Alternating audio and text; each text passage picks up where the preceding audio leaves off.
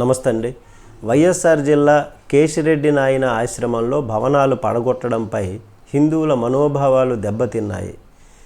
కేశిరెడ్డి నాయన ఆశ్రమానికి ఎంతో విశిష్టత ఉంది. తిరుమలలో సైతము నిర్ణీత సమయంలోనే అన్నదానం చేస్తారు. కానీ కేశినాయన ఆశ్రమంలో అలా కాదు, 24 గంటలు అన్నదానం చేస్తుంటారు. ఇదే ఆశ్రమం యొక్క ప్రత్యేకత. ఈ ఆశ్రమం బద్వేలు నియోజకవర్గంలో ఉంటుంది. కేశిరెడ్డి నాయన పేరుతో ప్రత్యేకంగా ఒక మండలాన్ని కూడా ఏర్పాటు చేశారు. అటవీ భూములు, టైగర్ జోన్ నిబంధనల కారణంగా నల్లమలలోని కేశినాయన ఆశ్రమం అన్నదాన సత్రాన్ని అటవీ శాఖ అధికారులు కూల్చారని, అయితే ఈ విషయమై బాధాకరమని మంత్రి లోకేష్ అన్నారు. ఈ కూల్చివేతలకు ప్రభుత్వం తరపున తాను క్షమాపణ చెబుతున్నట్టు లోకేష్ తెలిపారు. కానీ ఇంతవరకు అటవీ శాఖ మంత్రి సనాతన ధర్మం గురించి నీతులు చెబుతున్నటువంటి పవన్ కళ్యాణ్ గారు స్పందించలేదు.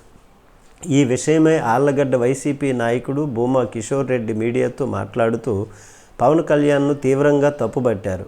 అటవీ శాఖ అధికారులపై చర్యలు తీసుకోవడం కాదని పవన్ను బర్తరఫ్ చేయాలని ఆయన డిమాండ్ చేశారు. లేదంటే మంత్రి పదవికి రాజీనామా చేయాలని ఆయన డిమాండ్ చేశారు.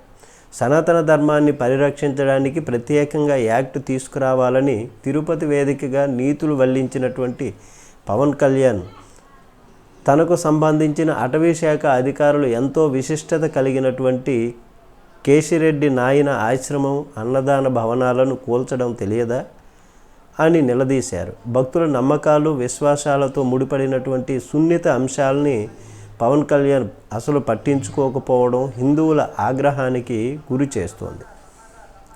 కేశినాయన ఆశ్రమ భవనాలను అటవీ శాఖ కూల్చివేయగా ఆ శాఖతో సంబంధం లేని మంత్రి నారా లోకేష్ క్షమాపణ చెప్పారు. బాధ్యత వహించాల్సినటువంటి పవన్ మాత్రం మౌనాన్ని వహించడం తీవ్ర వ్యతిరేకతను కలిగిస్తోంది. నమస్తే.